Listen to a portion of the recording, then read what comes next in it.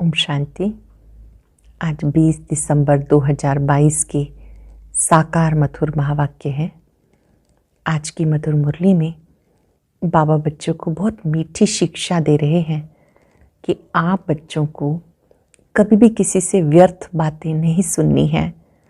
अगर आप किसी को व्यर्थ बातें करते हुए देखते हो तो बाबा को बताना है ताकि बाबा उन्हें सावधान कर सके। कई बच्चे तो ऐसे व्यर्थ सुनाने वालों के भी मित्र बन जाते हैं। यहाँ बाबा ने कहा कि आप बच्चों को ज्ञान का सुरमा पहनना है। अगर किसी में कोई ऐसी आदत है तो रहमदिल बनकर उसकी उस आदत को मिटाने में मददगार बनना है। साथ साथ बाबा ने कहा कि इस समय बाबा तुम बच्चों को वापस घर ले जाने आए हैं।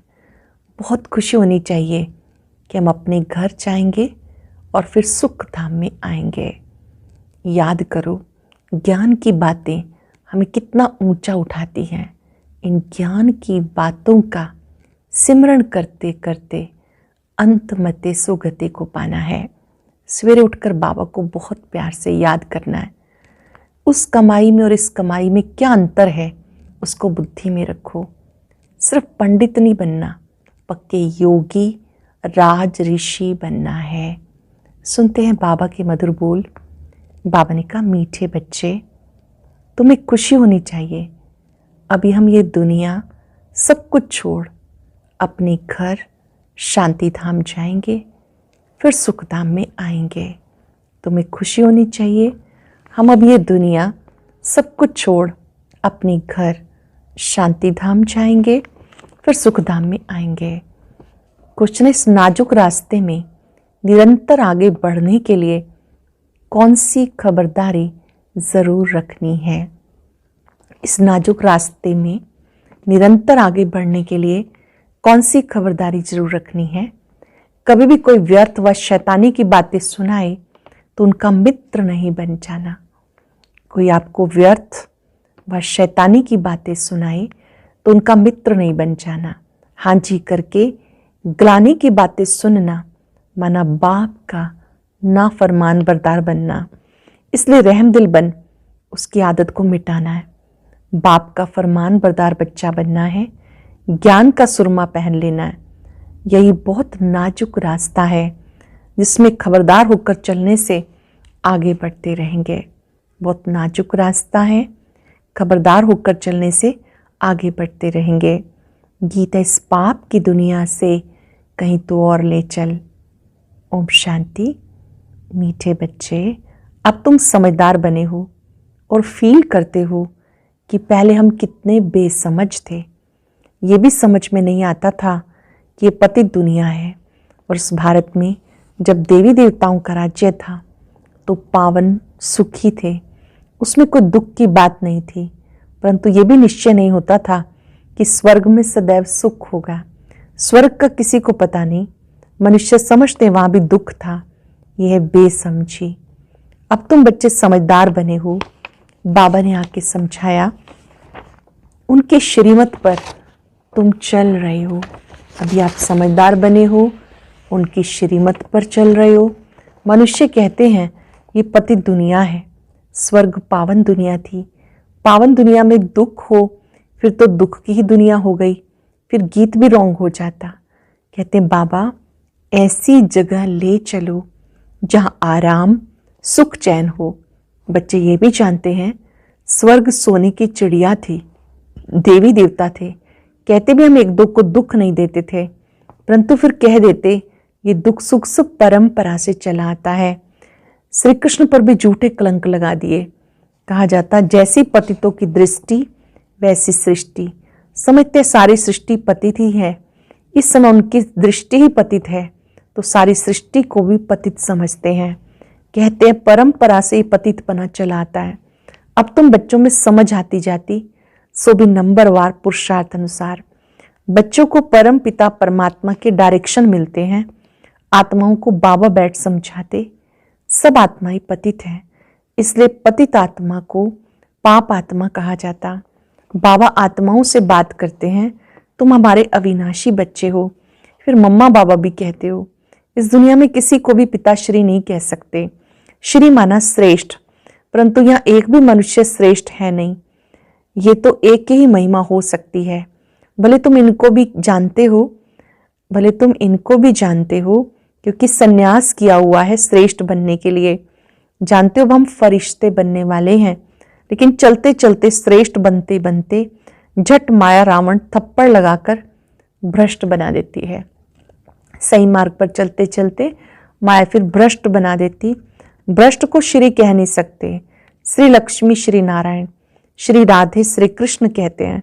मंदिरों में जाकर उनकी महिमा गाते, अपने को श्रेष्ठ कह नहीं सकते। अब तुम बच्चों ने समझा, भारत श्रेष्ठ था, वहाँ मूत पलीती नहीं थे, शुद्ध श्रेष्ठ थे। बाप की महिमा है, मूत पलीती कपड़ों को धोकर कंचन कर देते। इस समय सब पतित हैं, बरोबर है भी रावण राज्य। मनुष्य रावण को वर्ष वर्ष जलाते, परंतु जलता ही नहीं, फिर खड़ा हो जाता है। ये भी मनुष्यों को समझ में नहीं आता, जबकि जला देते फिर हर वर्ष नया क्यों बनाते हैं। इससे सिद्ध होता है राम राज्य गया नहीं। स्वर्ग में जब राम राज्य होता है तब वह रावण की एफिजी निकालेंगे नहीं। कहते रावण को जलाया फिर लंका को लूटा। रावण की लंका सोने की बताते हैं, परंतु ऐसा है नहीं। सारी दुनिया लंका है। ये आइलैंड है ना, टापू है ना, सारे वर्ल्ड पर रावण का राज्य है। ये भी तुम बच्चे समझते हो। कॉलेज में कोई बेसमझ जाकर बैठे तो क्या समझ सकेंगे? कुछ भी नहीं, वेस्ट ऑफ टाइम करेंगे। ये ईश्वरीय कॉलेज है, इसमें नया आदमी कोई समझ नहीं सकेंगे। इसलिए 7 रोज क्वारंटाइन में बिठाना पड़े, 7 रोज एकांत में बिठाना पड़े, जब तक लायक बने। फिर भी अच्छा आदमी रिलीजियस माइंडेड है तो उनसे पूछना है, परम पिता परमात्मा तुम्हारा क्या लगता है? वह आत्माओं का पिता और प्रजा पिता भी तो बाप है ना। ये पॉइंट बड़ी अच्छी है, परंतु बच्चे इस पर इतना हर्षित नहीं होते। बाबा कहते मैं तुम्हें नई नई पॉइंट सुनाता हूँ जिससे तुम्हें नशा चढ़े, किसको समझाने की युक्ति आए। तुम फॉर्म भरा के पूछ सकते हो, परम पिता परमात्मा से तुम्हारा क्या संबंध है? कहेंगे परम पिता तो पिता हुआ ना। फिर उस समय सर्वव्यापी का ज्ञान उड़ जाएगा। तुम जब प्रश्न पूछेंगे तो कहेंगे वह तो बाप है, हम सब बच्चे हैं। इतना मान ले तो लिखा लेना चाहिए। प्रजापिता के भी बच्चे ठहरे। वह शिव हो गया दादा और वह है शिव बाबा। शिव बाबा स्वर्ग की स्थापना करने वाला है। वह शिव हो गया दादा और ये है बाबा। शिव बाबा स्वर्ग की स्थापना करने वाला है। जरूर उनसे वर्षा मिलेगा। बहुत सहज बातें निकालनी पड़ती। मित्र संबंधियों आदि के पास जाओ, उनको भी समझाओ। ये तो नशा है ना कि हम बाप दादा से वर्षा पाते हैं, माता से वर्षा नहीं मिलेगा। बाप को इस स्वर्ग की स्थापना करनी है, वही मालिक है। जैसे इनको दादे के वर्षे का हक है, वैसे पोतरे पोत्रियों को भी हक है। बाबा कहते मुझे याद करो। ऐसे नहीं कहते कि इस देहधारी को भी याद करो। बाबा सम्मुख बात कर रहे हैं। कल्प पहले भी ऐसे समझाया था, परंतु बच्चों को देहाभिमान बहुत आ जाता है। चलते चलते देहाभिमान आ जाता है, देहधारियों से लव हो जाता है। बाबा कहते हे आत्माएं, तुम अशरीरी आई थी, फिर पार्ट बजाते अब 84 जन्म पूरे किए। मैं कहता हूं तुम्हें वापस चलना है। माँ में कम याद करो तो विक्रम विनाश होंगे। देहधारी को याद करने से विक्रम विनाश नहीं होंगे। तुम वायदा करते हो बाबा हम आपको ही याद करेंगे।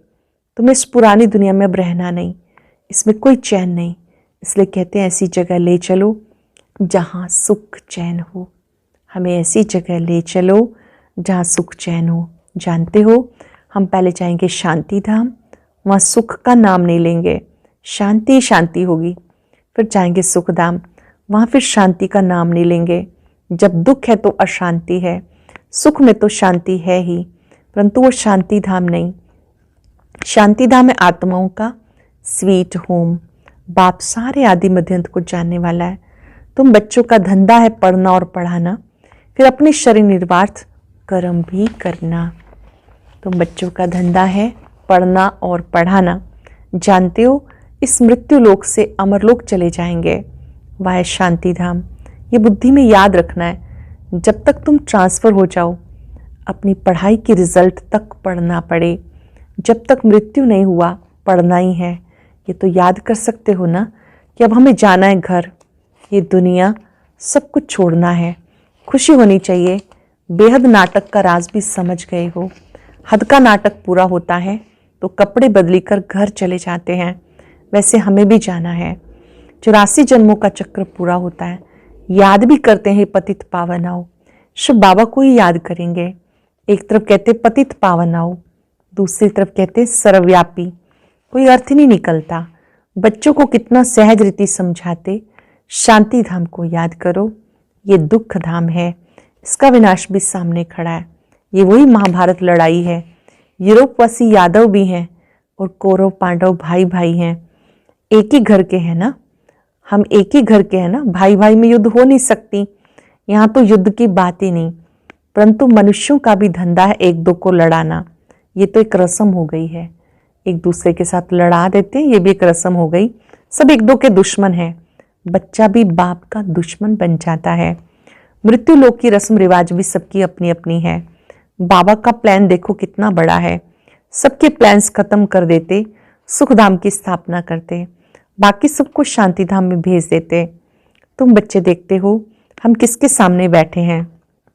निश्चय है परम पिता परमात्मा ज्ञान सागर है। इन ऑर्गन्स द्वारा हमें वो नॉलेज दे रहे हैं। और कोई सत्संग ऐसा होगा क्या, यहाँ बाबा सामने बैठ समझाते। जानते हो बाप हम आत्माओं से बात करते हैं, हम कानों से सुनते हैं। बाबा इस दादा के मुख द्वारा बोलते हैं। जो रतन बाबा के मुख से निकलते वही तुम बच्चों के मुख से निकलने चाहिए। जो ज्ञान रतन बाबा के मुख से निकलते हैं तुम बच्चों के मुख से भी वही निकलने चाहिए। सदैव मुख से रतन ही निकले। फालतू शैतानी की बातें कभी सुननी भी नहीं चाहिए। बहुत अटेंशन से सुनेंगे बाबा की बात। कोई शैतानी की बातें सुनाए तो नहीं सुननी चाहिए। कई तो बड़ी खुशी से बैठकर सुनते हैं।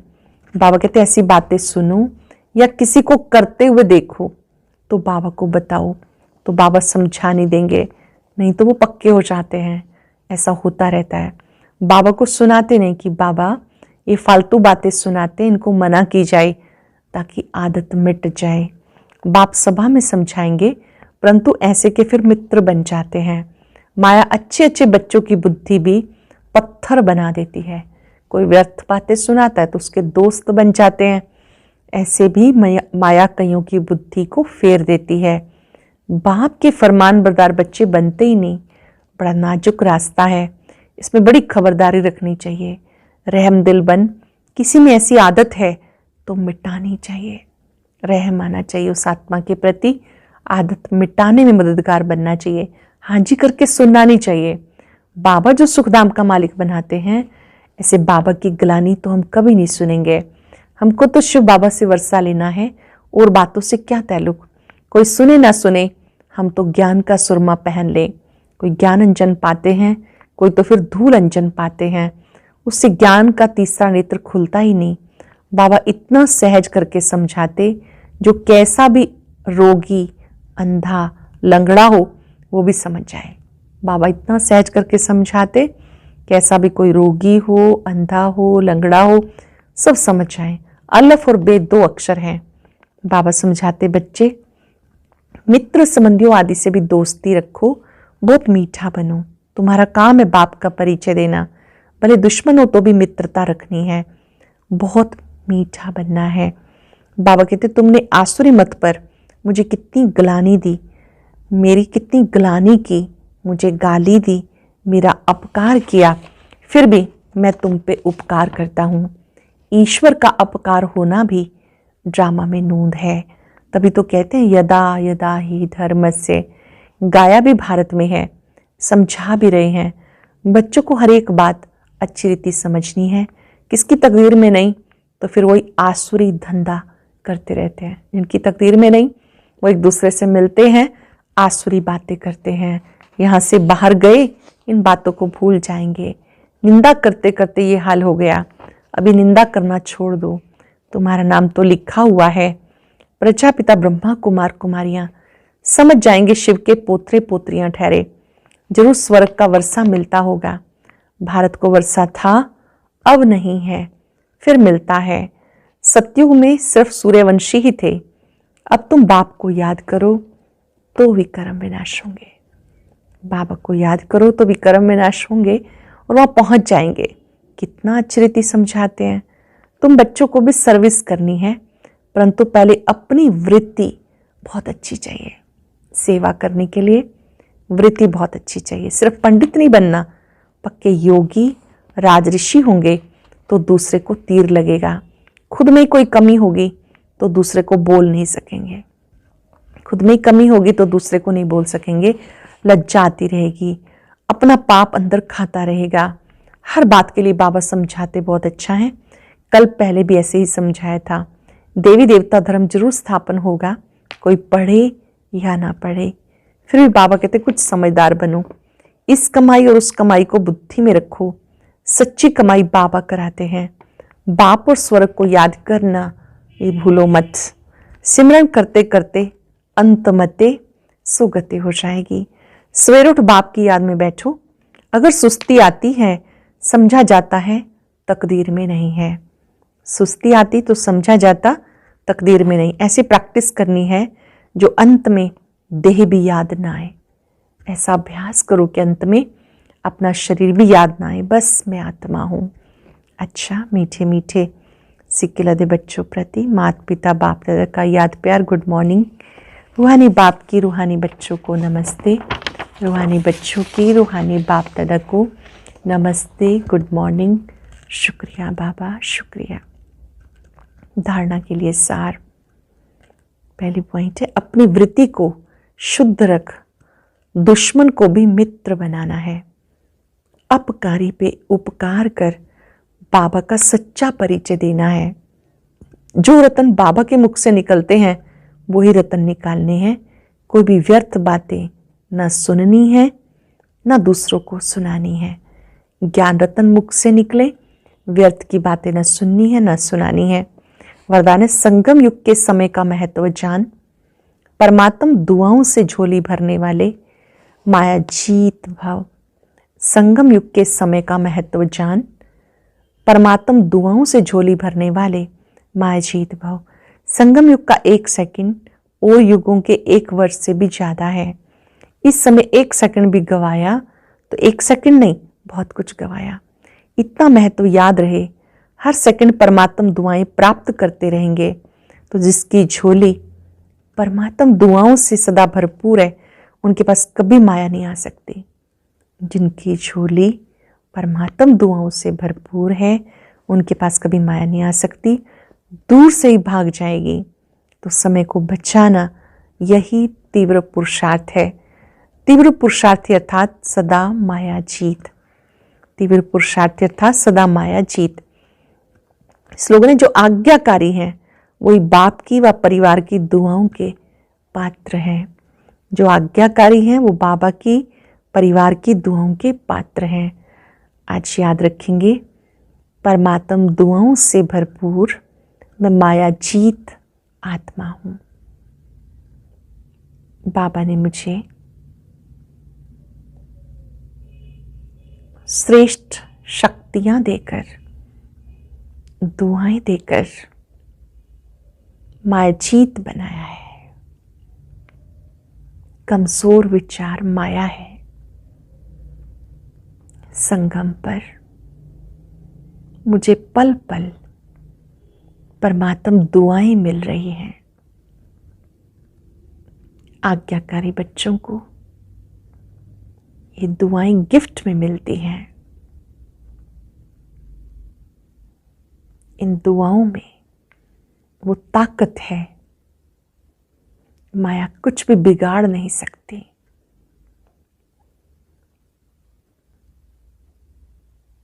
बाबा के स्वरूप पर एकाग्र हो जाएं। बाबा की शक्तियों को अपने सिर पर छत्र के रूप में देखें।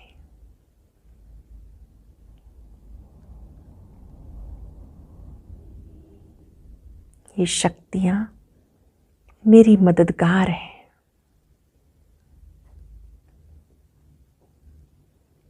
मैं माया जीत आत्मा हूं। शुक्रिया बाबा, शुक्रिया। और अब सुनते हैं आज का अव्यक्त ज्ञान मोती।